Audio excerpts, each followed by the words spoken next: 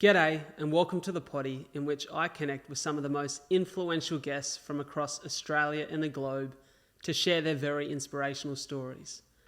I was born with cystic fibrosis, a chronic illness in which I was told would most certainly ruin my life. But like many of the incredible humans that I have on this show, I'm on a mission to prove that we aren't defined by our circumstances, but rather how we choose to respond to them. I'm your host, the captain of the ship and the man in charge, Bradley J. Dryborough, and this is a lot to talk about.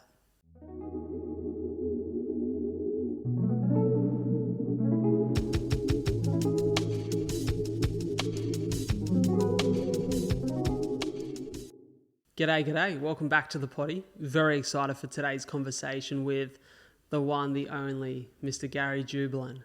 Gary is arguably the most celebrated homicide detective in Australia. He's an incredible storyteller. He has his own podcast called I Catch Killers, in which he not only, recounts some of the cases, some of the major cases that he's covered in Australian history as a detective, but also he interviews some very interesting human beings, a lot of them being either criminals or also detectives. And it's just a very interesting and new conversation for me. I've not spoken to a gent like Gary on the podcast before, so it made it for me just a very enjoyable time. I hope that you enjoy it too. So without further ado, let's get into the chat with the man himself. How are you, mate? Good, Brad. And I'd just like to thank you for inviting me on. It's a pleasure to be here. Looking forward to this chat. The pleasure's all mine. I guess on the headline, if someone was to explain who you are or to give the audience a bit of a brief overview, you know, one of the most celebrated homicide detectives, arguably the most celebrated in Australia. You've dealt with cases like the William Tyrrell case, which has made headlines for years and years and years. But you've also found yourself on the other side of the coin, you know? Yes, I've had a look at the justice system from both sides.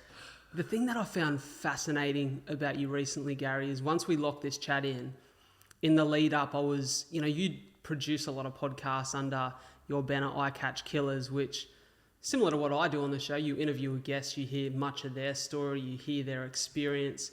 And I was really keen to hear a little bit more about yours. You know, I mentioned to you before, I got an old man, a pop, who were in the police force. And so as a young man, I wanted to be a copper. You got the police family. Yeah, I got the police family. Thankfully, they talked me out of it. They were wise people. They were wiser. Well, you know, they were wiser from their experience to talk me out of it. The police do so many good things. I've always been fascinated with that area.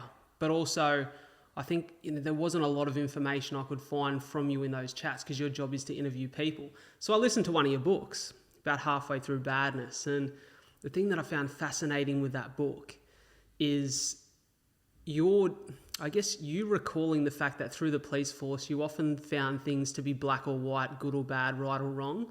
But then in leaving the police force, and as you said, seeing the law from the other side, the fact that you've identified that things aren't always black and white, that there is a little bit of a grey area, and there are, shades of both sides that are often experienced and expressed through the different experiences we have as human beings.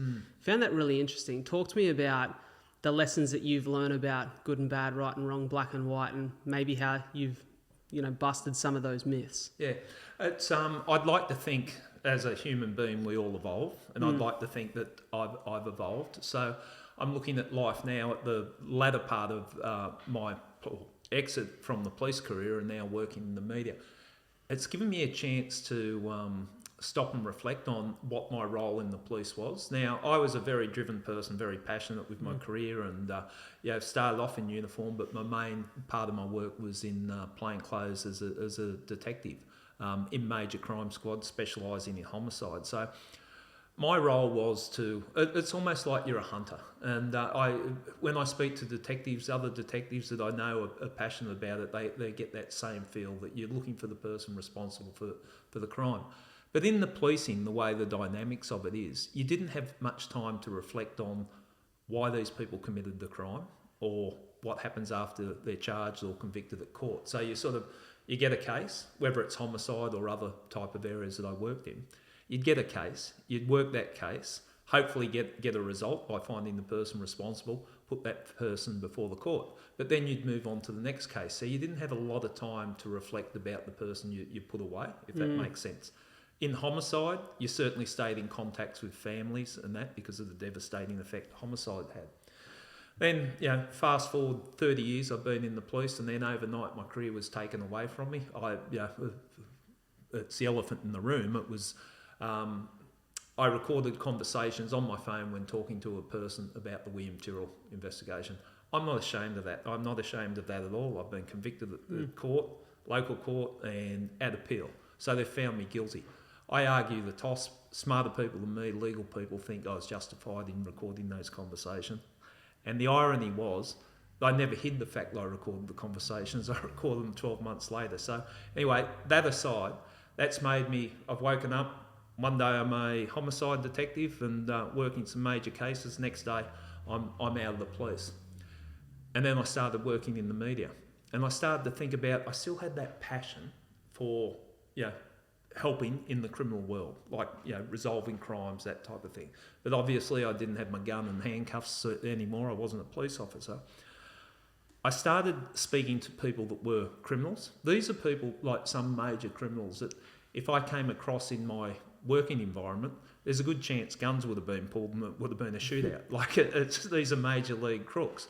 One person that sort of steered me in a direction, and it sounds funny when I talk about this person, Bernie Matthews. He'd spent over 30 years. I think he'd spent longer in jail than I had spent in the cops. A mutual friend put us in contact, and I went to meet Bernie. I just recently got out of the cops. He just recently got out of prison. And it was almost like we're sitting there staring at each other going, well, what do we do now? Yeah, should it be this placid? it was a weird feeling. We started talking, and Bernie had escaped from Long Bay Jail. He'd been an armed robber. He was the longest serving prisoner in the first Supermax prison in Australia. So he had a real history. He was also an award-winning journalist, which is, a sort of a... Sometimes we look at things in black and white, but that shows this person, he had a good side to him as well. He told me about the brutality and what he experienced when he was in prison, and when he was in a prison known as Grafton, or it still is Grafton, it still is known as Grafton Prison. There was that was a hard school prison where prisoners who wouldn't reform were sent to Grafton, and they were there and they were broken. That was the purpose of the prison. There was a Royal Commission into it, so I'm not talking or just speculating. There was findings of what happened to prisoners when they went in there and how they were treated. Bernie rattled off, it was like you or I talking about who we went to school with. He's rattling off who he was in the prison with, and said he saw people come in there and the way they were treated, they mightn't have been violent when they went in, but they went out violent. So that sort of got me thinking, okay, are we creating criminals in that type of environment? So that's sort of one thing. Then I met some other people that were victims of crime, in that their family members had been murdered, or people that were just doing good work. And I realised that I thought I was fighting crime. I thought, people said, what are you? A detective. I'm a crime fighter. I fight crime. I realised people were doing a lot better work than I was by preventing crime, steering people in the right direction at crucial stages in their life. And so it made me start to think, okay, not that I've wasted my time, but it just sort of opened my mind up to, it's not all black and white. It's not good guys, bad guys. There's a definite grey area. And some of the well-known criminals that I've spoken to on the podcast and just socially, when I start to find out about their background, I wonder if I don't wonder, if I grew up in that background, I would have gone probably down the same path. So it's given me a greater understanding of crime. And I think, to my way of thinking, it's made me a more rounded person. You can get narrow focus as a detective. You have to be. I'm not pulling away from that. When I say narrow focus, you've got to be driven. You've got to have your mind open to the investigation, but you've got to be driven. So, long answer to a short question. It has changed me, and it makes me look at ways of fighting crime in different ways, rather than let's just lock people up, because it doesn't always work. And people might think, as a cop, what's he doing? Has he gone soft? Has he turned? No, I haven't gone soft. I'm just looking at the best way of dealing with a situation. I think it's a fascinating conversation, because much similar to you, I feel like my view on the world has changed not though with the prior perspective that you had as a police officer. Whilst I grew up around coppers with my dad and my pop, you know, it was always this conversation of right or wrong, good or bad. And I always wanted to be good because I never wanted to disappoint my old man. Yeah. And I've got a really good relationship with my dad. But I found that when I started having conversations on the podcast, I used to think, man, how does someone get addicted to drugs? Yeah. How does someone go and physically hurt people? How does somebody make a decision to do something they know is wrong? Yeah. You know, when they've got all the evidence to show what is right. Then I started having deep conversations with people about how they ended up in their life circumstances, what's dictated their experience. And I started to find that there were these links in childhood that were very different experiences to which I had. So I recall my childhood as being like just incredibly privileged. You know, waking up and knowing that I've got two parents under that same roof that I live under that love me and would do anything for me and my sister. To know that I never went without a meal. I never experienced violence. My example of being a grown-up, being an adult, was doing what's right, loving the people around you, going above and beyond for your family. It was just this incredible experience. And when I started to meet people who spoke about the hardship in which they grew up in, you know, Jeff Morgan talks about it, who we've both had on our shows, growing up and not knowing where the next meal was coming from. You know, so him and his brother start robbing canteens. I know. Jeff is a good example. Grew up an Aboriginal fella that grew up in Redfern and talks about if he didn't get home in time, there would be no food there. And then his bed was sharing a mattress on the floor, and if he got in there early enough, he got to put his head on the mattress. Like things like that, and what he's doing now. I'm a big believer in redemption. I like stories of redemption because Jeff, and he talks about it openly, so we're not talking out of school. I think he spent 17 years in prison, all up, an armed robber, and he's not proud of what he did, and he certainly, the things that he's doing now is a positive contribution to society. But who are we to judge people like that? Like I had a hard father, he's passed away now, but I'm glad he was hard on me because he pointed me in the right direction, because there was people that could have steered me in a different direction and my life would have been completely different. And we are fortunate. You talked about being surrounded with love and all that as a kid. It breaks my heart when I hear these people's stories, and they're hard-ass crooks at this stage. But when you hear what happened to them as a kid, if you don't have empathy, I don't think you got any humanity in you. I remember my dad telling me a story once. I would have been in my teens, and he recalls coming home, or I recall him coming home from work one day, and he was telling my mum, my sister and I that on the job that night he'd been to, I think it was a domestic locally in the area, and he remembers walking into this flat and he's like, I've never seen anything messier in my life. Like there was a car engine in the sink, there was stuff all over the floor, like you couldn't even see the floor, it stunk. And he remembers walking in and he's looking for the suspects.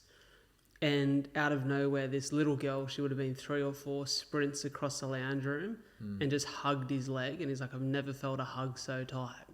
Yeah. And I remember seeing my dad get emotional and saying, I just wanted to bring her home. I just wanted to bring her home and show her what a childhood should be like. Yeah. You know, what it feels like to be loved, what it feels like to have people who care about you, and to, as you should as a child, wake up and feel at peace. And I remember thinking about that and thinking, fuck, that's so left of centre of the experience that I have. And I've often thought about that story since, over the course of this, 3.5 years doing the podcast. As I say, I think this show's made me a man because it's given me a level of empathy I never had before. It's funny you mention empathy. I always say with what makes a good detective, and the first thing I say is empathy. And I see that in the detectives that I look up to, and there's a lot that I look up to that mentored me, I aspired to be them. When I sit down and talk with them, the word empathy comes up quite often, because you've got to have that understanding. The experience that your father had, I don't think there's a working police officer that wouldn't have seen something similar. It just, as you were saying, it just made me flash back to some places I've seen with, just the floor covered in dirty nappies and the little kid running around that clearly hasn't been washed or looked after, and just wanting to hang on to your leg just like that because they're looking for someone that's probably not going to hurt them or scare them. You've got one kid of your own, or a couple? Two. Yeah. How has that been like, as someone who has been in the force for years and seen those things? Did you find it hard sometimes to come home and accept that? You look at it and it's you try to leave your work at work, but if you're fully committed and in your job, you're going to bring it home. Those type of experiences, because I knew my kids were protected and they wouldn't be in that type of environment. Sometimes when I come home, it was hard dealing with family, whether it's kids, friends or whatever. When you've seen something horrific as you do in homicide, it was very hard stepping from that environment into a loving, friendly, jovial, you might be at a murder scene on Christmas Day, and then Christmas night you're going, meeting all the family and they're all celebrating and you have just seen something horrific. It was hard to make those adjustments, and I think I'm speaking not just for myself. I know with other police, they find it the same. You go from the intensity of just real dark, a dark world that you don't want to be involved in, you don't want to see, but it's part of your job, and then you come back to the home and you don't want it to overlap. I remember hearing I think it was a former Marine on a podcast, and he was talking about his experience overseas fighting in a war. And he was talking about PTSD. And I remember he said, the movie American Sniper? Yep. And he said the most real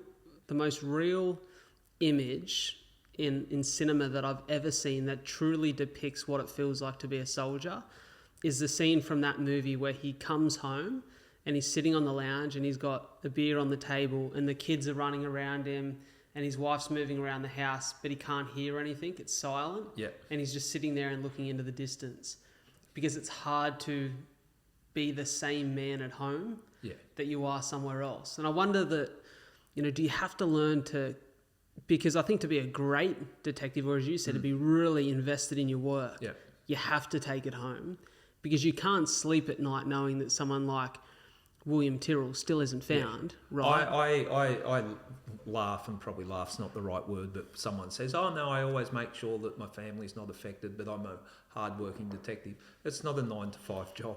Yeah. So you got to commit. It's you answer the phone if it rings at 1 o'clock in the morning or whenever. You might be a day off, you go into work if something happens. That's the sort of nature of it. It is hard in that environment to sort of switch off. I think everyone's different in the way that they manage it. I felt like I had a good bounce back. I can only remember a handful of times where I just, one day it was I'd been going at these, it was an organised crime type murder, locking up people and just intensity every day, literally making life and death decisions. And I remember waking up one morning, I just didn't feel like, I'm thinking, I don't want to face this. I don't want to face it. My cup's full. I don't want to go to work. And I just got up and spoke to my partner and just, voiced that and had a shower, splashed my face, put the suit on and went there and sucked it in and got through it. I think I'm lucky in that I have that, and everyone's different, so I don't judge people where your cup's full, because you don't know how different things impact on people. I had a couple of things that I would do that would help me get through it. Like, I investigated homicide for 25 years, which is a long time in that type of field. And, I turned up every day and was ready to go. It didn't burn me out, but I just had a couple of things that I'd do just to balance it. I find it really interesting that we watch, I guess for a lot of us, our experience of crime and the kind of life that you've lived is through the TV screen, right? And it's not always the most realistic version of what things are actually unfolding in that environment. But I can imagine there are some things that relate or hit home. It seems as though, for me, if you look at the lead detective in any of these crime series... Dysfunctional. He's always a bit dysfunctional, he's a bit lonely, he doesn't really have a life outside of it. Do you think that is like a true depiction of maybe what you experienced, or is it different? Yeah, I look at that and those depictions, and sometimes I think I'm just a caricature out of that. Like it's almost, come home and you got the half-eaten pizza for dinner, and then, you're sitting there in a flat on your own. I went through 2 marriage separations. Not proud of that. It wasn't what I set out to do. It wasn't what I thought my life would do. How much work impacted on it, I don't know. But my focus when I was on a homicide was, very much focused on that homicide or the investigation. You're probably running a few at the same time. So I'm sure it had an impact. And after I left the cops, I made a point of going back and speaking to friends and family and almost apologising that, I was so absent because I was doing my career, and they allowed me that absence, but were always there for me when I got back to help put me back together again, because sometimes those investigations would wear you down. But the way the dysfunction that detectives are portrayed, I think it's the nature of the work. It's almost, and people don't want to say it because it can have a negative connotation to it, but you've almost got to become obsessive on the hard ones. There's some investigations that it's like tracking an elephant through the snow. It's pretty easy. You just follow the bouncing ball. Other ones, you've really got to become obsessed on it to try and get results. Or if you don't get results, make sure you've done everything you can. And so, there have been many a night or many a day when I've been sitting at home and cook a meal for yourself and have a beer, go to bed and get up and do it the next day. And there's been other times where I'm almost, and I'm being pretty honest here, you're almost running away from the chaos that is your personal life. And I come into work on my days off and, if I'm not working this weekend, well, I'm not doing anything here. I'll go to work and it's probably more worthwhile me being in there. Yeah, it's an interesting thing, isn't it? Because I remember hearing in the book, you spoke about the fact that, actually it mightn't have been in the book, it might have been when you're speaking to Matty Johns on his show. And you mentioned that, when you would walk into an environment in which you were face to face, questioning someone who was a suspect of a really heinous crime. And you almost have to put this wall up as to you're not going to emotionally react to anything they say because you don't want to give them a rise. Yeah. You want to be, quite blank and quite measured in the way that you react. But I wonder if you do that for long enough, you then have almost this struggle to express emotion, which then when you're at home and you're around kids or a partner, you want to be able to channel into emotion where, you're happy and you're ecstatic and you're on the top of the world, and then you want to be able to cry and, be emotionally in touch. Is that hard? You do have to shut your emotions down to a degree, and there's sort of two parts to it. When you're dealing with someone that's talking about a horrific crime, my job is not to get emotionally caught up in it. I wouldn't be doing my job as a detective. So you can be telling me the most horrendous things and I'll just sit there and, okay, I'll take it without judgment. The thing is with, that type of thing, it is hard to adjust your emotions. If I walk into a homicide scene or walk into an interview room or whatever, there's a persona, an energy that I'm putting out. I know what the energy is. I'm in charge, or if I'm part of the team, or we're here to do a job. There's no smiles. There's an intensity that we deliberately bring to the situation. That carries in an interview room. It carries in at a homicide scene, and possibly at court as well. It doesn't carry it at home. Yeah. And the things that I notice about myself, and this is just on reflection, but you become, and I don't want to say short-tempered because I'm not throwing things around the house or stuff like that.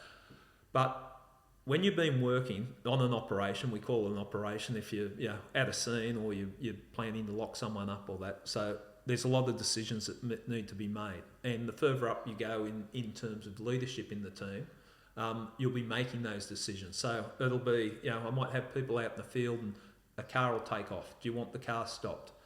I've got to make the decision, make an informed decision and consult with other people. It's not just me, and any time I'm talking about policing, it's a team sport. I've got to make that decision, go, bang, that's what we're doing.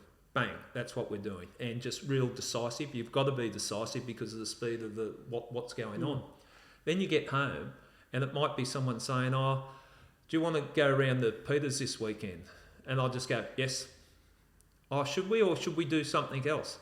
And I'm thinking, I've already made the decision. I'm moved on, waiting for the next one. Does that make sense? It makes a lot of sense. Yeah. Because I can't imagine how difficult it would be to exist in that headspace 100% of the time. Because I think about, for example, done a podcast last week. I was that tired. I didn't sleep well. I had a run that morning, and I thought the run would pick me up, and it made me even tireder. and I'm sitting there and I could tell that I wasn't as sharp behind the mic as I'd Yeah. like to be. But the truth of the matter is that the consequences of me not being that sharp behind the mic is maybe I can pick it up, you Yeah. know, but to most of the listeners, they don't really give a fuck. As Yeah. long as the story's told, they're like, he's polished enough. But in your job, you can't afford to rock up You can't and be a little bit behind the ball. you can't do it half-hearted, and that's where you pay the price, because you really got to give yourself to it. And the interesting thing about being a homicide detective is that your work is going to be scrutinised. No matter what happens, your work will be scrutinised. You either charge a person, they go to court, and you're going to have barristers being paid $10,000 a day to make you look stupid on decisions that you've made with 1 hour's sleep in the past 2 days, that type of thing. Yeah. And then if it doesn't go to court, if no one's been charged, you're going to be scrutinised at the coroner's court about what the investigation was done. And then you've got the high profile ones, you've got the media scrutiny. So you've got to have, I think, a good homicide detective. You've got to have thick skin. You know you're going to be criticised, but you just have to be able to justify your decisions, and that helps get you through.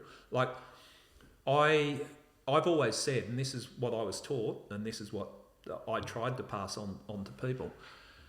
The worst thing about leadership is not making the decision. I've seen situations fall apart where there is no leadership. Someone's got to lead. If you're a leader and you're making hard decisions, get as much information as you can, seek input from the people around you. Then you make the decision and justify your decision. Now, guaranteed, 3 years down the track in court, someone is going to be criticising that decision. Well, why did you do this? Why did you arrest him at that time? Or something simple like that. You've got to be able to justify your decisions, and that helped me get through the pressure points. That okay, I can justify what I did. You know, it's interesting. I'm a big fan of Jocko Willink, retired Navy SEAL, and I hear Jocko speak about this principle of extreme ownership and how as a leader. I think just what you said there is really where it clicked for me, that, it's about consulting the people around you, taking their input, then making an educated decision and owning that decision. And you mentioned really early on in this chat, you said that, I don't know whether the word was you're not ashamed or you're unapologetic to, what you've been charged for, recording those conversations. And I fucking love that, because I think, we had a chat off camera about it. You said you listened to my Charlie Teo episode. I knew that episode would get good and bad publicity because he's a polarising character that some people agree with, some people obviously don't. I fucking love Charlie. I think what he's done is heroic. I'm behind him. It's why I brought him on the podcast to have a conversation. And I made a decision before that podcast. I believe in what this man's done. I support it. I respect him. I'm going to have a conversation, and knowing that I'm coming to the table personally with the right intention, and I'm expressing what I authentically and honestly believe, whatever the consequences are, I'm happy to bear them. I think it sounds very similar for yourself. Look, you've got to own what you've done. I think, and look, I make mistakes every day, and I'll make a mistake today, I'll make a mistake tomorrow. We all make mistakes. Own up if it's a mistake, but if you believe in something, and that's probably there's a bit of a square peg in a round hole in the police, because I took issue on a couple of things during my career, but it wasn't for personal gain. It was just because I truly believed that was the right thing. When I was charged, and I won't bore people with it, because on the scale of things, when you look at what happened to me compared to what's happened with the people who've lost loved ones and people who've been murdered, it pales into insignificance. But I could have taken a knee and gone, because there were certain people that wanted to, break me. I could have taken a knee and said, I'm sorry, I shouldn't do it again, blah, blah, blah, and it would have sort of blown over. But this is my opinion. Other people might have other opinions. I can justify what I did, and I wasn't going to play their games. I wasn't prepared to do it. Now, you have to be an idiot to cut off your nose to spite your face type thing. Like, why didn't I just, continue on? There was a principle involved, and if I sold my principles out on that, and I pride myself in my ethical behaviour as a police officer and my principles, I don't think I'd be comfortable with myself. So you pay a price for that. And Charlie's situation, he's stuck his head up, and people have gone at him. And I listened to that podcast you did with him, and I thought the thing that I liked about it, he didn't shy away from anything. No, he owned it, didn't he? Yeah. It's interesting because I had a similar conversation with him. I don't know if you recall this moment on the podcast, but I referenced the Batman quote. Now, I was quite a Batman fan as a kid. It was my first dream was to be Batman. I realised I'm not going to say I love Batman because I became a police officer. Yeah. Well, the funny thing is, right, so let's talk about a moment in, I think it's The Dark Knight. There's a quote where somebody says, if you're a hero for long enough, or if you're a hero and you live long enough, you eventually become the villain. And for me, that speaks to tall poppy culture. And we spoke about that being a theme in that conversation with Charlie. If it's not out of line for me, and tell me if it is, because I don't want to put you in hot water, but are there reasons why you think people wanted you out of the force? You've raised it. I'll address it. I don't raise it like the tall poppy, because if I do, it sounds like he's up himself. He just thinks he was better than people. As I said, I would stand up on things that other people wouldn't necessarily think I should do as a police officer. I marched on Parliament 4 times down Macquarie Street with Aboriginal families protesting about the way that their matter had been treated. That didn't make me popular in an organisation. I also, and it could have been any one of 100 or so police that were involved in different things. They did an Underbelly series, Underbelly Badness, that was based around the investigation I was leading, when Underbelly was the top show in the country. I noticed a change in things from there. I noticed I almost had a target on my back. As silly as it sounds, we're talking a TV series. And people often, I've been criticised, and this again, people's opinions, that I sought recognition or sought time in the media.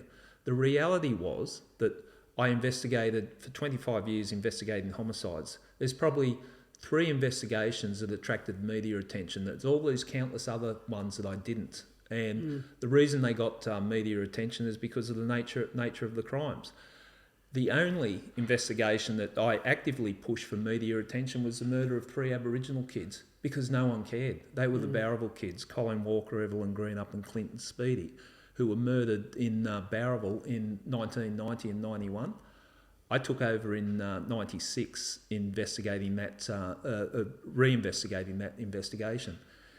I gave evidence at a parliamentary inquiry, and I said we didn't properly resource it, it wasn't done properly. And people would come to me, members of the media would come to me to talk about other high-profile jobs I was involved in. And I'd say, well, we've had 3 kids killed by a serial killer in a small country town that the police, because of a whole range of things, and racism also came into it, I wasn't shying away, didn't properly resource the investigation. We can't really report on that because I don't think people would be interested in it, because it's the Aboriginal kids. It's changed now. I think we've changed. So, I proactively generated interest on that investigation. As for the other ones, I was just doing my job. And mate, it's fucking sad, isn't it, to hear that? Because I think, it's funny. We spoke about before the fact that you have to almost be a little bit unemotional. But I think the one thing that you get that maybe makes you more in touch emotionally than the everyday human is you existed for 25 years in a space in which there was a victim or a number of victims, and then also a perpetrator.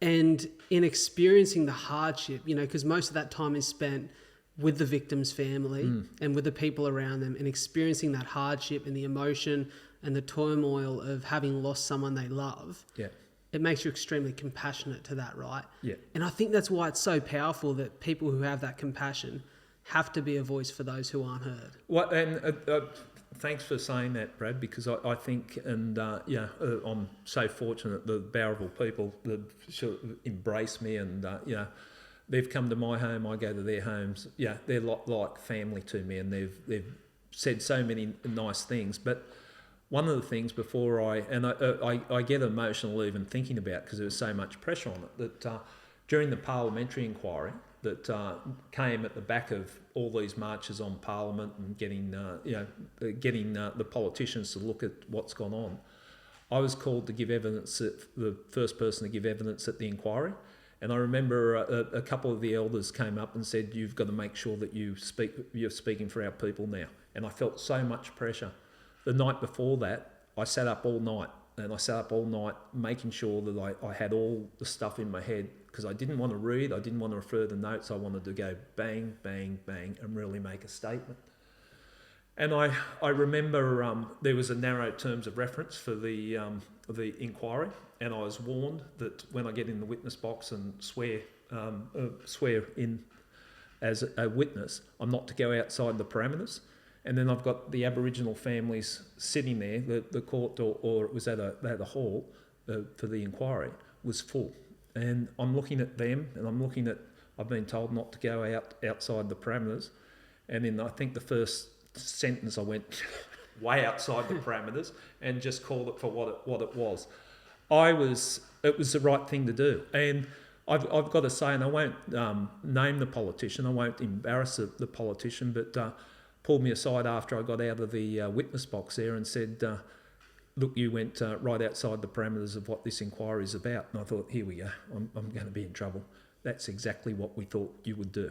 And that's why they put me in there. So, people care. People do care. But it was just a sad thing with the Bowraville thing, the Bowraville murders, I shouldn't call it the Bowraville thing, the Bowraville situation, is that sadly people didn't care because they couldn't relate to, and I always use the analogy, and it's been said a lot about Bowraville now, that if it was 3 white kids that disappeared living in the same street over a 6-month period in the North Shore of Sydney, can you imagine the police response that they'd get? Yeah. And they didn't get that. And they still haven't got justice. But one thing I'm proud of with that particular investigation is that they know people care, like genuinely care. And not just me, there was a number of people working on the investigation that also put in and, made sacrifices to make sure we could try and get justice for the families. Yeah, beautiful story, mate. I appreciate you sharing that. I wonder, when you're going into these environments as a detective and, you're spending years analysing people, like the William Tyrrell case, how long since his disappearance? How long is that now? 8 years. It's gone almost coming up to 8 years at this stage. 8 years. Yeah. So I remember being around 18 at the time then, maybe 19. I remember hearing about that case as a young man and thinking how terrible that is. And, I seen all of the news articles, heard all of the news flashes on TV that there's a potentially new suspect, this person's being investigated. Yeah. And when you're dealing with a whole bunch of people who, you're trying to bring, whoever that is to justice, I can imagine that there's an element of psychology involved in trying to read whether those people are telling you the truth. Yeah. As a detective, are you trained in psychology? You're not trained. And when I say you're not trained, not formally in a classroom, but you're trained by your experiences, your life experiences, your experiences as a police officer and who you might work with. The William Tyrrell matter, and I ran it for 4 years. I took it over 5 months after William's disappearance. It was given to me, and I ran it for 4 years before that was the downfall of my police career. I stand by everything I did on the William Tyrrell matter, and I know there's been criticism in the media, and sometimes I just want to scream from the rooftops and say, I wish everyone knew the full story. And I've said publicly, I've said it in the book, that there should be a public inquiry into the investigation. I seem to be the only person accountable on this whole thing. I'm gobsmacked by what's going on. But I think what we've all got to hang on to is that this child has disappeared and the parents still haven't got answers. The biological parents and the foster parents still haven't got answers. And, we need to give them answers. And I don't like the way it's being played out and speculation on certain suspects. And the one of recent times, I think, it's going to be time to put up or shut up when you say there's one suspect and that we're going to, they're doing a big search and it's pointed at a person that can't be named for legal reasons. Well, that's, I think, now 18 months down the track. Where's the evidence? Present the evidence, or don't leak this information, because they're always saying it's been leaked to the media. So I think it's brought out some of the worst aspects of high-profile policing in the Tyrrell investigation. The fact that there's internal conflict, which I'm part of, even though I'm not in there now, is shameful. That the whole focus should be on finding out what's happened to William. But on the question of suspects, how you look at suspects when you're sitting in an interview room. People often ask, do you have a gut instinct? You've been a detective for a long time, and I look at it this way. If I'm sitting talking to you, I'm speaking to you about a particular matter, I will watch you on the way that you react to questions. I'll sit on questions and just drop them at the right time and just see what your reaction is. I'll watch your body language. I'll watch all that. But you've got to be careful not to misread that. So you can. I think the instinct points you in a direction, but you've got to make sure that's overlaid with facts. Otherwise, you can make a mistake. But definitely, it points you in a direction. And I like to think, yes, I know when someone's lying, but not to the point that I can give professional evidence. I can just say, well, my instinct, he seemed a bit shifty, or she seemed to be holding something back. I think you get that sort of awareness as a detective for long enough. And the other thing that I think as a detective, and most people don't realise this, but when you're speaking to detectives, you can have some of the suspects you're sitting opposite I have not done anything. They can be so convincing. They're going, no, it's not me, you've got the wrong person.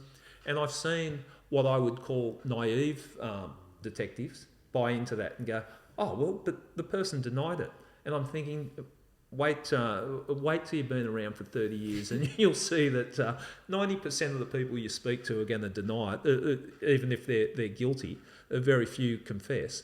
So I see that in some police, that a mistake they make, that they just believe the person because they're so compelling. And I've met despicable people that would say, I haven't done it. And we've virtually got them on CCTV footage, killing the person. That's not me. That's not me. It just looks like me. Is that an actor playing me? That sort of ridiculous stuff. So, you do learn a lot as a detective, but I honestly believe it's part of in your makeup to start with, because I've seen some police officers that I reckon they'll never have that instinct. They just haven't got that, whatever that gene is or whatever that part of the brain is. They just don't pick it up. They miss the keys. And then I see a lot of people outside the police. I know I could make a very good detective in a very short period of time. You get them across. They've got the skills that you need. You learn the law, you learn your powers, and then point them in the right direction, and it could be very efficient. Well, I'm going to rule myself out of that equation, mate, because I was thinking about you the other day. I was sitting on that lounge just over there watching... You ever watched The Undoing? No. It's like a limited series. Nicole Kidman, Hugh Grant. Yeah. And essentially it's a story of... I hope I'm not spoiling this for anyone. Yep. Tune out for the next minute if you haven't watched it. But it's the husband's having an affair. Yep. The lady he's having an affair with is found murdered. Yeah. And, he's the initial suspect, right? Yeah. Like, he wants to shut her up. He wants to make sure that doesn't get out to his family. He goes missing, ends up coming back into the plane. He's held in custody. Yep. But throughout the course of these 6 episodes, or however many it is, I've gone from he definitely did it to maybe it was the wife. God, maybe it was the son. Yeah. Because he didn't want his mum and dad to break up. Maybe it was this person. I've gone through about 10 different suspects. Yep. It ends up being him. And I guess the intention of the show is to somewhat make you second guess everyone at some point. And that's very much the way of an investigation. As I said, there's some investigations that it's fairly obvious right from the start, but there are investigations that take twists and turns. And people say tunnel vision. Tunnel vision is dangerous. You've got to look. But if I'm looking at you as a suspect, I'll look at you as a suspect until I can prove your involvement or non-involvement. So you've got to focus on that. With the tough investigations that I often got involved in, there's multiple suspects. So you work through the list and you go, okay, we're going to focus on Brad now. Let's see what we can find out about Brad, and you focus on that. Okay, some evidence came out that obviously it's not Brad, we move on to the next one. And it's something similar along those lines in general terms. I learned a very important lesson early in my career, I don't think I was even in homicide at the time. I think it was organised crime, but I was seconded to a homicide investigation. Explain what that means quickly. Organised, you'll have a homicide unit, squad, so they're dedicated. I'm not sure how many are in New South Wales now or different states, but then you've got other squads, the armed hold-up squad, the sex crimes, organised crime. So I was working organised crime, but they needed the shortfall in detectives on this homicide investigation, so I got brought across on that. So it was very early in my career. And there was a bloke, I won't mention the victim's name other than the fact that, I won't mention the name, but she was an elderly lady that was attacked in a home and sexually assaulted and strangled. It was a horrendous crime. We had a suspect very early in the investigation. This suspect was seen running from the scene at the time. when he was interviewed, he said he was walking his dog and the dog got off the lead and that he was running to catch his dog. We couldn't work out how the person gained entry into the house because the house was locked, but it was unlocked, so someone that the victim trusted to open the door. This suspect that we found out when we started looking at him, he was knocking on elderly women's doors and asking for a glass of water. And so, okay, you're running away from the scene, showing that he's knocking on the door the same way, like he could have gained entry by that way. We interview him and he says, there was someone, he saw someone at the scene, he's describing, and this is, when we talk about lying, he's describing this person. He said, as I was walking past and my dog got off the lead, I was running, but I saw someone coming out of the driveway from across the road and he was wearing a stud earring, there was a blue bit and a little diamond and all that. Clearly too much detail. Like, he's lying. Yeah. You can't see that far. So he's just making stuff up. This person was also a member of a religious group that she attended regularly. So was this person. And then this person, we look at, he hadn't been in New South Wales very long, but interstate, he had a previous charge for sexual assault of an elderly woman. So we're thinking, got this person. Yeah. We were like every instinct of all of us, not just me, we're all going, this is like all these red flags, tick, tick, tick, and you think it has to be him. But you've got to be cautious because when you think it's someone, you then try and, make sure you step back and look at it objectively. This was in the early stages when DNA came in, and so before we picked him up, we thought, well, we'll get this DNA that I don't think it had been trialled much. It was in the early 90s or late 80s. And we got his DNA, took it to the lab, and they come back and say, because there was some semen left at the scene, said, no, that's not he's not the person. We're going, well, and this is old school policing crashing with the new, the science of DNA. And myself and the officer in charge were looking at each other going, this can't be right. So we went down to the laboratory and had these scientists explain on a chart why this isn't him. And we walked out more confused than when we went in. But we accepted that, okay, this is not him. Then we found the actual person. I forget how it broke, but we got the actual person who confessed to it. It was a very chilling confession. And the scary part, he was looking at targeting other people at the time too, other elderly ladies after this woman had been murdered.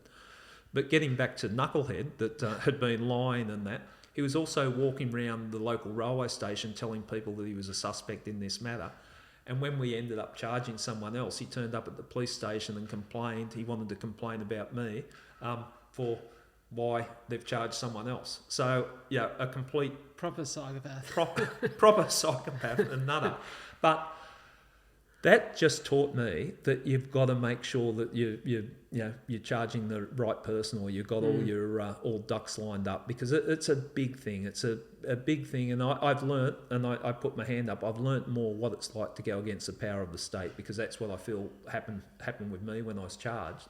And I'm probably set up as best as anyone could be to deal with a charge. I know the court system, I know the system, and I'm not ashamed of the charge that was laid against me. It was horrible circumstances, and it was all information leaked to the media and stuff like that, and it was humiliating walking into court.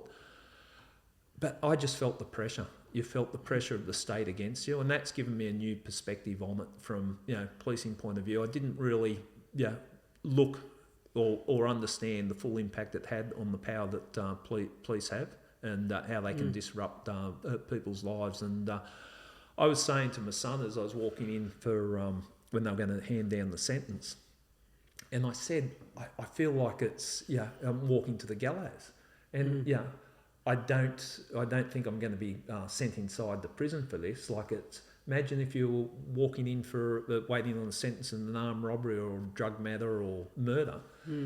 It must be horrific. And I don't care if it's the people who are guilty, but innocent people. So it's interesting because I was mentioning to you before we jumped on the mics here, Bruce Bryan, on the most recent episode released of my podcast, and Bruce was away for 29 years in Sing Sing Correctional Facility in New York for a murder he didn't commit.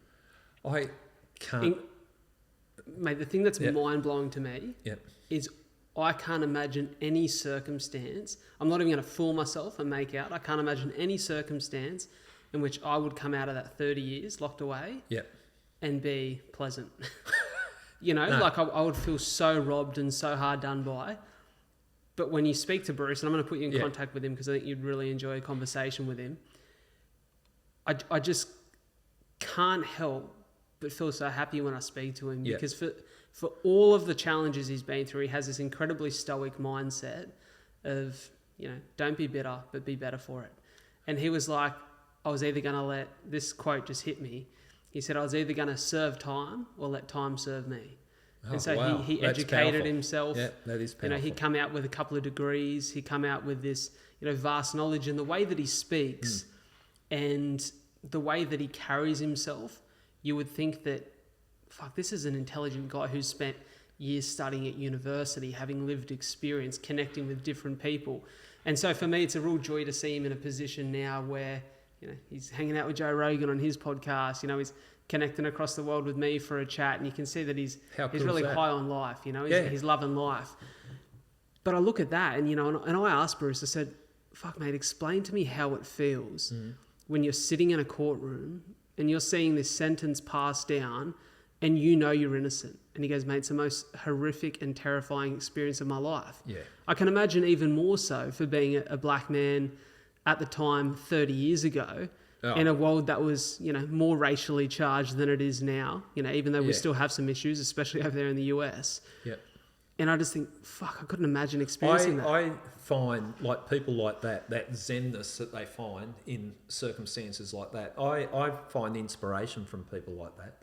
And the fact that they can overcome the anger. Like, anger can destroy you. Like, I learn, you know, I've seen a lot about life. I see how victims react when their loved ones are you know, murdered. I've seen some bad things because of the nature of the work. But I really admire people that can get on with their lives and not be angry and bitter all the time, because it can destroy you. I had a choice when what happened to me in the police, and it pales into insignificance, the story that you just told, but that was my career. That was what I had a passion for. And when I try to explain it to people what it's like, think the one thing that you love the most that, you know, is really rocks your boat, and that's taken away from you overnight with no right or reply. It's just taken away by people you don't respect to start with, and then you've got to get on with your life. Smarter people and good people around me, smarter people than me, said, don't let it destroy you. Don't let it destroy you. And there was times when I was sitting there and I'm just angry and I just wanted to fight the world. And I thought, no, let it go. And my way of revenge is living a good life. And I'm enjoying life now. I miss the policing only because that was, I felt that I still had the energy and I had all the knowledge that comes with working that long. But I'm really enjoying my life now. So the fella that you're talking about, 29 years in a prison, wouldn't you just be banging your head? You'd just be...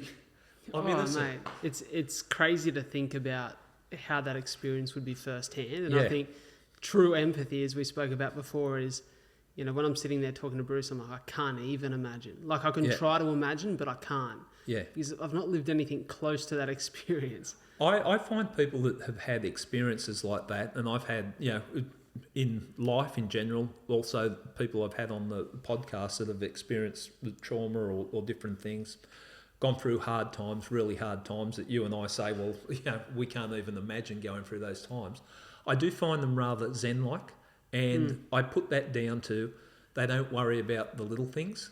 They realise there's more to worry about than you forgot to pick something up from the shops on the way home or stuff like that. So they don't sweat the little things. It's the big things, and I try to learn from that. Like I'm open-minded to that type of thing.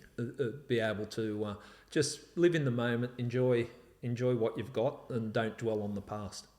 It's funny, I had a conversation. I'm not going to compare myself to that at all, because I still get frustrated, and I was just doing a bit of 9 to 5 recently. I fucking couldn't handle it because I'm like, this isn't for me.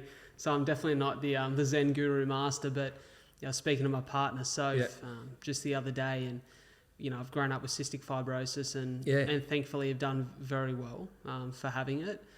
You know, but I was talking about I said it's funny because in some areas of my life I feel very resilient and I feel very courageous. In other areas I'm like, I'm not so much there yet. And I said, but it's funny that you can identify or be so resilient in one area. So when it comes to my health, rarely anything rocks me. Feel, even like when I've had bleeding lungs, very positive about it, very optimistic. And that carries me through those experiences and allows me to get through the other side of them. And I feel really good about how I show up for myself in those times. There's other areas of my life where I haven't quite been able to draw that perspective and master it yet. But I don't know that Brad, we do. I think that's I think that's tremendous that you've identified your strengths, but also your weaknesses. Because I think life is a work in progress, and you want to be improving. I try to improve every day, and I'll sit here very wise and I let the anger pass and bullshit. I still get angry about it, but it diminishes over the time, and you've got to let it go. But I think the fact that you've even identified that there is room for improvement there, that self-awareness is so important, and that's what I try to do with myself. I know I can improve myself in virtually every aspect of my life, and I chip away and work at it. But for a setback with cystic fibrosis and you're running and all that, like, full credit to you, mate. I appreciate it, mate. I know when we first made contact, and I was looking, and I think, wow, that's a tough guy. And there's different ways of being tough, but to overcome that. And not overcome it, deal with it, and don't let it define you. It's impressive. It's a funny thing, isn't it? Because you speak about there the control of anger, and I would say that I'm a bit of a teddy bear kind of guy. Like I'm pretty bit of an emotional cat, and I'm pretty easygoing. But there's times where it gets to, like, life can get to me. Yeah. Like I remember the other week, I'd been crook with the flu, and Soph went out for a run by herself, and we'd normally run together on a Saturday. Yeah, and she went for a 26k run, to her credit, all by herself. Wow. 100 metres before home, a couple of, not so, let's say not so nice fellas walking up the road who are under the influence of some, wacky substances are yelling out to her, and one starts to follow her. Yeah. Mate, when I found out, I had the shits. I'm like, what do they look like? Where are they? I think I know who this prick is. I'm walking around the streets trying to find the prick. Yeah. And she's like, calm down, relax. And I'm like, it pisses me off that he's made you feel uncomfortable or unsafe 100 metres from your own home. And she's like, relax, mate, it's past. And I'm like, really, what do I get from it but the fact that I was, for the next 6 hours, pissed off at the world? I'm like, you got to learn to control that shit. Yeah, you have. And people fight or flight. I tend to fight, and people say, like, I'm passionate. I'm a passionate person. I love being a passionate person. The highs are very highs, the lows are very low. But I understand where you're coming from there. I've during the police, and I think this helped me dealing with pressure and all that. I got into boxing and martial arts very early in a policing career, and that helped me. But that was the hard training. I also got into meditation and a thing called Qigong very, very early in my police career, and it's like a moving meditation, sort of like Tai Chi. Yeah. That helped me a great deal, and it doesn't make me the most zen person in the world, but it makes me more calm than I would be. And that was one of the tools I had, that if I had enough awareness to realise when I'm operating at a different pace that the rest of society's not operating at.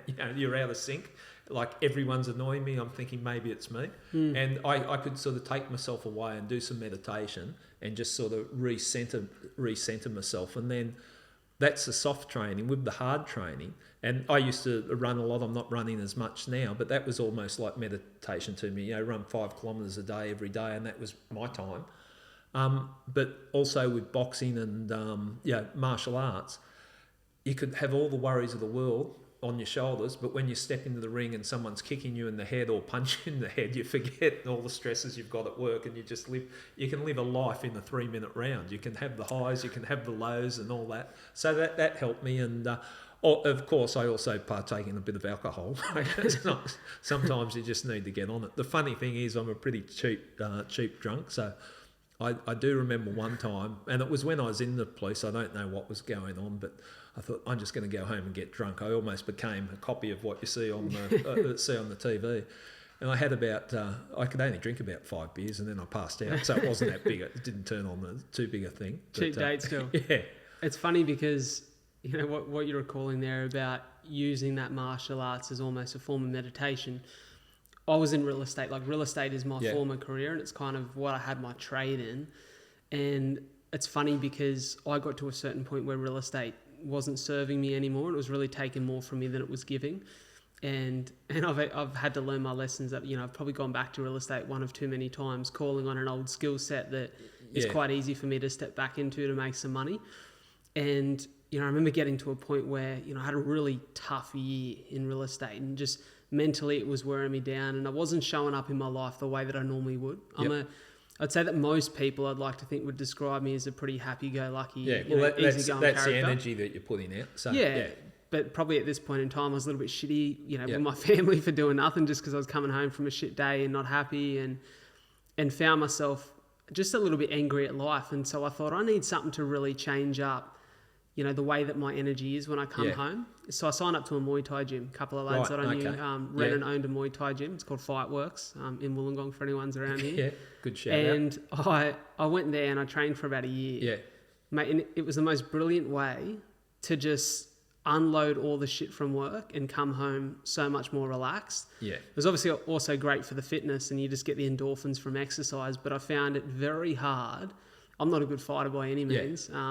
You know, I learned some things, but not enough. But the beauty is it just gives you some tools, and it gives you an understanding. And well, as you said, it's very hard to think about the stress of work when someone's trying to kick you in the guts. Yeah, exactly. You know?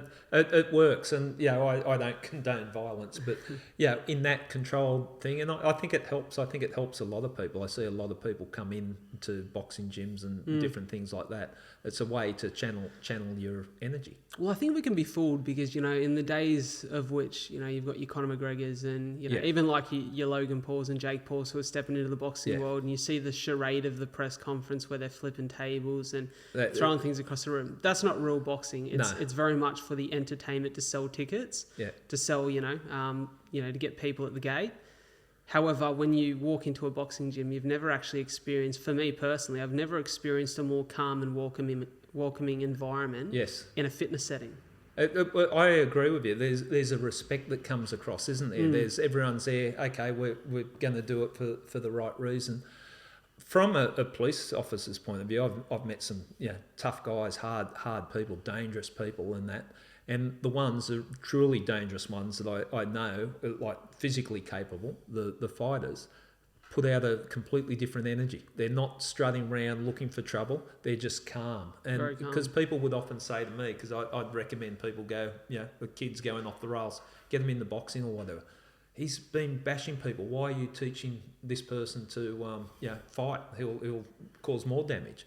But the thing is, when you learn that skill, you don't feel the need to fight outside. And there's so many people that have gone down that path that, and I think it's a wake up call that no matter how tough you think you are, there's always someone better, and it can be a 3 foot tall person that beats the hell out of you if they know what they're doing. And it's interesting. I'm a fan of a lot of the work that Jordan Peterson does. Yep. And I remember at one point in time listening to Jordan Peterson, it might have been on Jocko Willink's podcast, where he spoke about a weak person is a dangerous person, because the kind of people that are weak will stab you when you got your back turned. Yeah. A strong person, and I think there's the expression, better to be a warrior in a garden than a gardener in a war. Yeah. Because when you have a level of strength, knowledge and capability, you're quite calm in the way that you express it. And I think that it's misunderstood that, you know, to get somebody who's outwardly violent or uncontrollably violent into a martial arts setting will only exacerbate the issue. Yep. It's the complete opposite. It teaches them to control it, to calm themselves, and they lose their ego. That's such an important thing, losing the ego. And when I see the gang wars going on in Sydney and the shootings and that, and in my dealings with organised crime matters and organised crime figures, bikies, that type of thing, when you break it down, a lot of them, and I don't say this across the board, but generally speaking, people that have joined, say, outlaw motorcycle gangs are looking for a sense of belonging somewhere, and there's an insecurity that they never going to be walked over again. And when you get them away from that environment and break it down and have an emotional conversation with them, you can see they're almost like scared little children. Yeah, and that's why they're hunting in the pack, putting out this persona, and creating this thing. But and that's not across the board. Like there's different people join the groups for different reasons. But yeah, a lot of bravado is sometimes it's just that, the bravado, and the scary people, the ones I've come up against, the ones that making threats to me. Oh, thank you, you've just given me a heads up, and it's the ones that don't make a threat. Yeah, when they're walking away, and I'm thinking that's dangerous. There's no threat there. So it's interesting. Ego's a funny thing because I've often thought about ego in both its positive and its negative, and I think what I've come to learn in people that I've observed who have ego but use it really well is that ego can be a really positive trait and a really positive expression where used for good, but where used out of insecurity or a place of lack, it can be very dangerous. Yeah, ego is such an interesting area, and people, I'm sure distractors, my distractors go, oh, look at it, he's got an ego or whatever, he's doing this.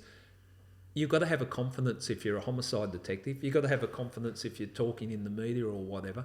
Is that negative? I don't think it's negative. I think everyone needs a sense of self-worth. So what's ego? Is it self-worth or is it ego? Where does it cross over?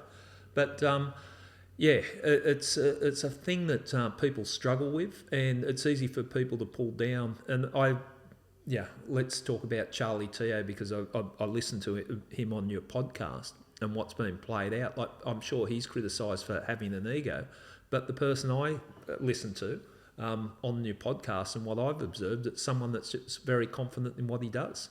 Yeah, and takes ownership of his weaknesses. Yes.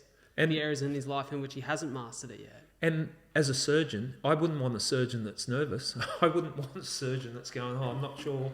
I'd want a surgeon with some confidence. Now, that can be misconstrued sometimes. I was always, sometimes people would say, and it was used as almost like a criticism of me, oh, he's very passionate. And, the tone in which it said, what do you think of Jubelin as a detective? Oh, he's very passionate. And it's almost like a criticism, like it loses perspective. I don't see it as a negative. You've got to be passionate about what you're doing. When you're investigating crimes, and it doesn't have to be a homicide, you've got to put yourself into it, because I think the important thing is to treat everyone that you come into contact with as a police officer as how you'd want your family treated. For sure. Mate, I actually wrote something the other day because, I just touched on before I was back in real estate for a month, and by the time people... Is there any good buys around here at the moment? Not at the moment. Okay. Not at the moment, let me tell you that much. The funny thing is, for me, stepping back into real estate, I've been doing this for 3.5 years now, right? And, maybe a little bit foolish of me, but I'm a massive dreamer, Gary, that I left my job at a time where I just bought a property. Gutsy. Dived into a podcast with no way of making money. Yep. I was at a point mentally where I think I was at a bit of a rock bottom with my career and I needed a change. Yeah. So, I knew this was going to be positive either way, but I started doing this. I found myself, dabbling in keynote speaking. I created a charity marathon event, and I had these 3 things that I was forming passion and real love and real purpose within, and it become a big part of my life. What I didn't really figure out is the business side of it. Yep. So I went broke, had to sell my house or my apartment, sell my apartment. Thankfully at the time, the market was doing really good things, and I was rewarded for that. And then I lived off that money for a while trying to figure it out. I still didn't figure it out.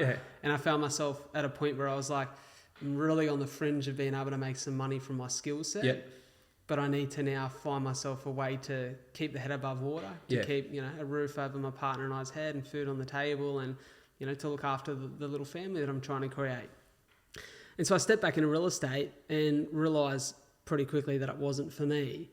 And it's funny because I sat there and I thought, fuck, like I'm not stressed about money whilst I'm in this job, but I've never had anxiety before. I'm more anxious than I've ever been. I was having like heart palpitations before bed. I was starting to stress that I had an issue with my heart.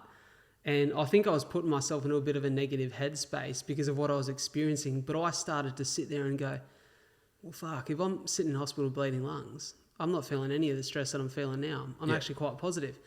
So it's not hardship that I guess that I fear or hardship that tests me, But what I've identified is that for me, in areas of my life in which I have no passion, I feel like the lack of passion makes me feel a lack of self-worth. Yeah.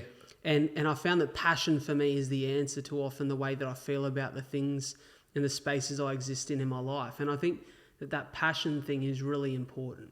I get what you're saying. It would be a slow death if you were doing something, living your life on areas that you're not passionate about. And that's not judging anyone. Like, they might find passion in whatever they're doing. I'm not saying one's right or wrong, but I hate seeing people go through life that they got regrets that, I should have tried this or I should have done this. My life, as I said, has been up and down. I've had highs, great lows, all sorts of things. But I don't have regrets. Like, it's made me who I am now, and I'm happy with what I'm become.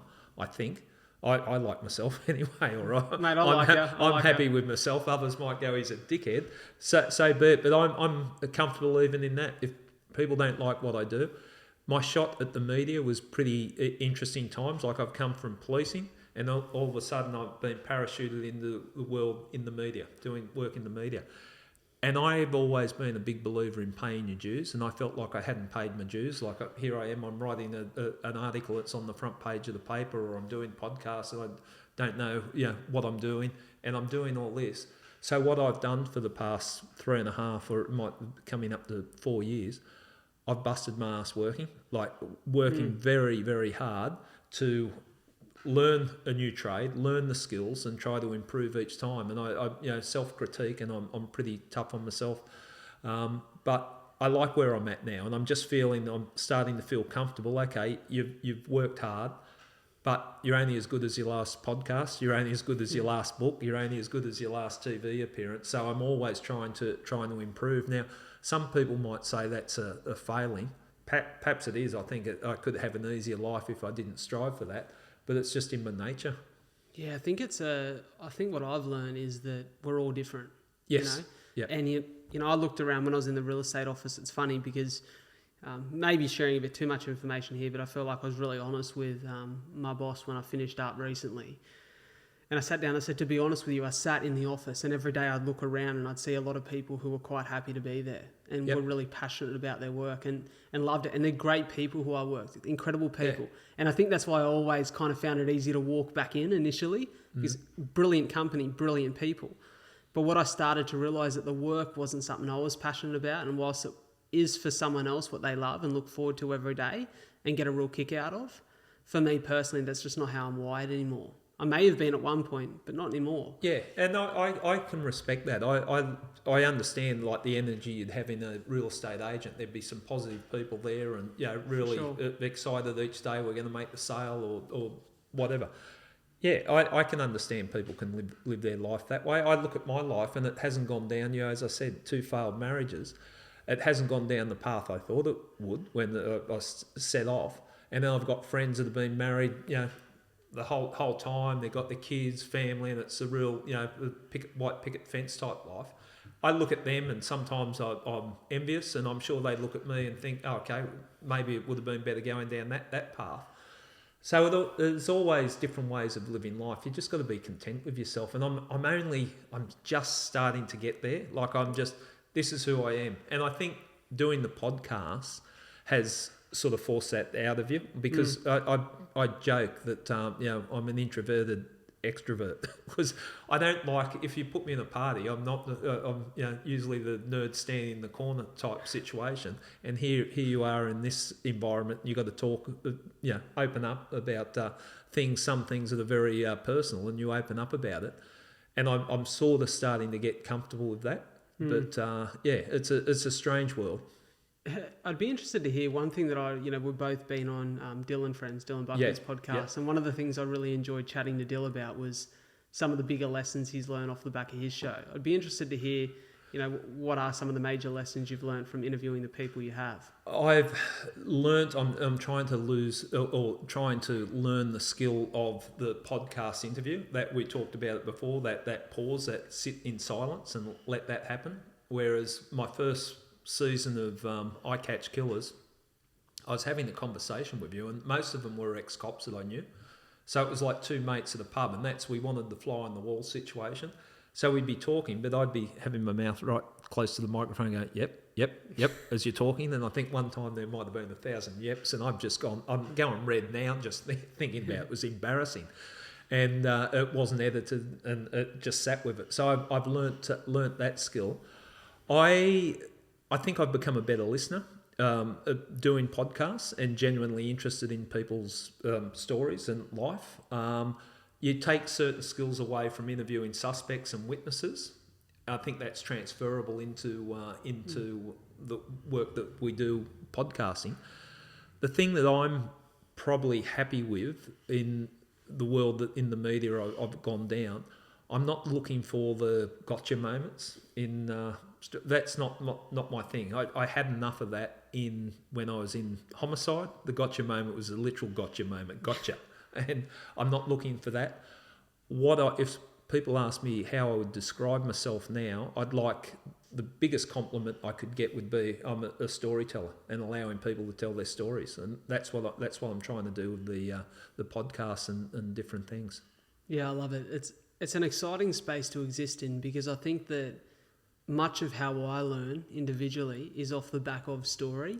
I often seek a person's story, and then I'm able to identify, as I've done with your book Badness, the most recent one, I've been able to identify actionable insight in that story that I then take on as a human. One of the reasons I really struggle with books and tend to preference podcasts as a way to learn is I find it really challenging to read self-help, because I don't think I'm wired that way. I've always been a little bit creative, imaginative, and I love stories. And I think it's a brilliant way to, for people who maybe exist in a space that is very consistent day to day, to expand their horizon outside of the world that they live in.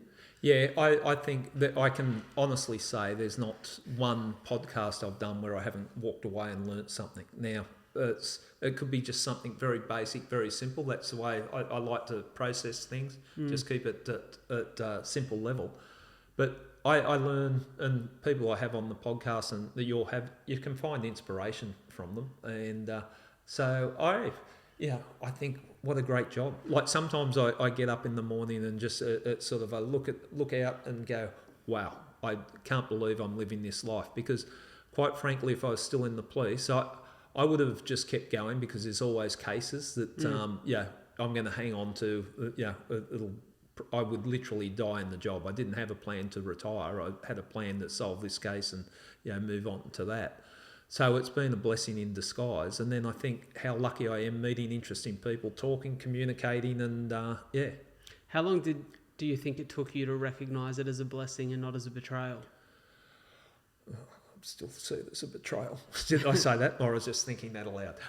No, I think my low point was, I suppose, 6 months after it all blew up, and it might have been the court, convicted at court, but that was sort of, that was a low point, but I still at least put out what I had done, and it wasn't something sinister. I'm recording a conversation on my phone, which was a miracle because I'm a bit of a dinosaur on my phone. But that's why I had to get people to show me how to do it before I did it. So I didn't really hide it. So I'm not a good crook. I've realised that. Low point was I was just feeling sorry for myself, and I was sitting on the lounge. I stopped training. I'd train every morning. I'd stopped training for a week or two. What's the point? And really had nothing. And then sort of COVID hit as well. So it was just all over the place. And I lived on my own. So and I'm thinking, I'm hating life. How has my life turned out this way? And then I sort of slapped myself and said, get off the lounge, you idiot, and go for a run, do some boxing. And I've sort of started looking at the world a lot brighter. With the Tyrrell matter, it keeps popping up in the media, and that sort of drags me back into it, but I'm becoming more resilient to that each time it comes in. I'm saying it now that I think it's to the betterment of my life, that what's happened to me, and I look at it in a positive way, that I'm getting to experience and do things that I wouldn't have had the opportunity to do if I was still in the police. And in policing 25 years at homicide, I got to the point, and probably what would have forced me to leave if I just did not have the passion for it anymore. But I got to the point where it became almost too easy, the straightforward homicides, and then you get a case like the William Tyrrell matter, and that sort of inspires you again, and you go, okay, well, this is worth raising the level even further. But no, I'm happy with what I'm doing now. In the media, the thing is that you're open to criticism when as you would find in doing podcasts or any commentary that you do in the media. When I was in the police, if people criticised me, I didn't particularly care because, people criticise police. That's what they do. So it's important in the media, and I can only hazard a guess, these people, the high-profile people in the media, the type of stuff they get on social media and they'd have to have thick skin, wouldn't they? Yeah, you do. It would break me down. It's funny because I think I've been very lucky up until this point. I've done, released 200 episodes of the podcast up until now. Wow. And I know you've done hundreds as well. And I've been pretty lucky to say that I think because I come from such a neutral point where nobody knew me before the podcast, not really a whole lot more people know me now, but the people who interacted with my show interacted by choice. Yep. It wasn't a television program at 7:30 every night in which they had no other option but to watch or to listen to, but rather they chose to listen to the podcast and they're engaging with me for their own personal reason. Yep. So most of the feedback I got was very positive.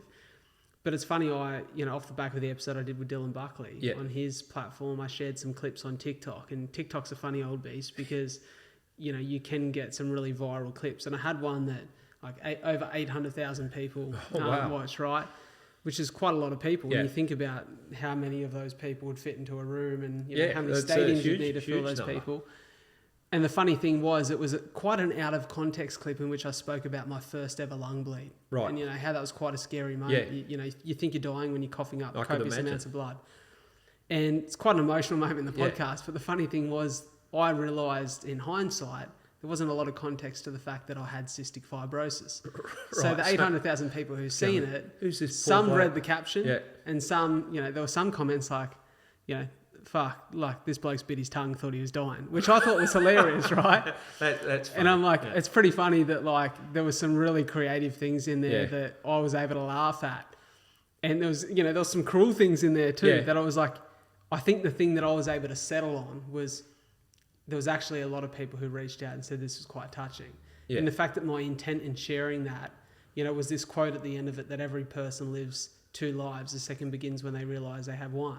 Yeah. And make the most of your life. That's an interesting saying. There's quite a nice bit of sentiment at the end of it, right? And there was a real intent behind inspiring people to make the most of their life. And I think when you know your intent and you're in this world, you can settle on the fact that not everyone's going to agree with the outcomes. That's and again, we were talking before the mics came on, that what I like with podcasts is that it doesn't have to be a gotcha moment. So let the listener form their own view about the person that they're listening to, because it's a conversation. It's like someone sitting here beside us listening to us talk. I think that's what I really enjoy about doing the podcast. I didn't want to have to be that person that got the scoop, that broke that person down, that did that. That was my policing career, and you don't make people happy in that. You go to work each day knowing there's a good chance you're going to make someone cry when you're a cop, or at least make their day worse than what it is. I really like being able to have the opportunity with podcasts, and it's grown exponentially. Podcasts, I just think it is the future of people, getting messages across and letting people like Charlie Teo give his side of the story and form your own view, because there's clearly two camps in the media about Charlie Teo. Sure. It's very polarising. What better way to make an informed decision just hearing from the man himself? So it's truly a sign of independent thinking when you can sit down, do your own research and make your own mind up. And I think podcasts, as you said, play a really important role in that. Yeah, mate, it's been a real blessing to sit and talk to you. I'm fascinated by your story, your former career, now your current career, and the changes for you as a human being. I really want to give you one last opportunity before we finalise the chat, just to share a message with the audience. If there's something that you've learned throughout this whole experience that you think would be really formative for them to hear, I'd be interested to hear it. I think, okay, that's a big question. Let me make sure I get the right view on it.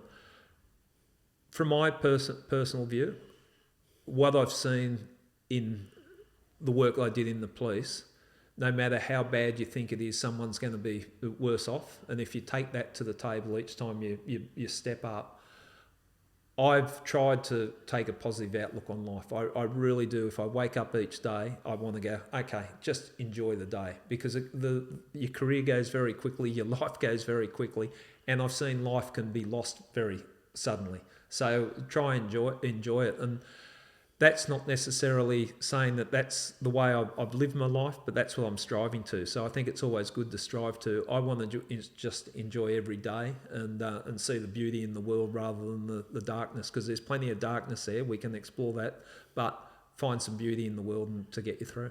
Some incredible self-awareness there too, to recognise that it's not always the way that you've lived, but the way that you'd like to live from here on out.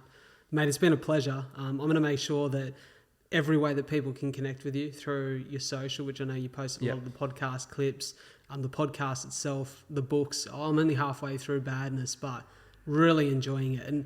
And I don't often, as I said to you before this, research my guests, but I was fascinated with your life and your story up until this point and wanted to get a bit of insight. And, you know, often if I do that with a guest, I'll listen to a bit of a book and then maybe I'd put it down after the conversation. But I said to Soph this morning, it's a book I'm going to finish listening to, because I found it really interesting listening to both sides of the story and also both perspectives, you know, in front and behind crime. And so for me, it's been fascinating. I want to thank you for coming on the show, mate, and giving me your time. Well, thanks for having me, Brad, and I really appreciate it. And I like the stuff you're doing here, and good luck for you doing something that you're passionate about. So keep up the good work. Mate, I appreciate it. So you heard it here, ladies and gentlemen, a former celebrated homicide detective, now celebrated storyteller. Thanks, storyteller. Mate. Cheers. Thank you so much for tuning into another episode of A Lot to Talk About. It means the world that you guys are in my corner, that you continue to listen to the show every week. And if you could do me a massive favour by following the podcast on whichever platform you listen to it, and sharing this episode in particular with just one friend that you feel would benefit from it, that would mean the world to me, and it would help the show grow. The more the show grows, the bigger the guests we get on, the more that we can do, and the more we can share and support you guys, the listeners, the viewers of the show. Before I go, I want to pay my respects and recognise the traditional custodians of the land on which we meet and record this podcast. The Aboriginal culture has such a rich history in storytelling, and as a passionate storyteller, I really hope that the stories we share and connect with on the show can allow the many cultures that now call this beautiful land Australia their home to come together and continue to respect the stories and the culture that make this the land it is today. Thank you so much for tuning into A Lot to Talk About. I'll catch you next week.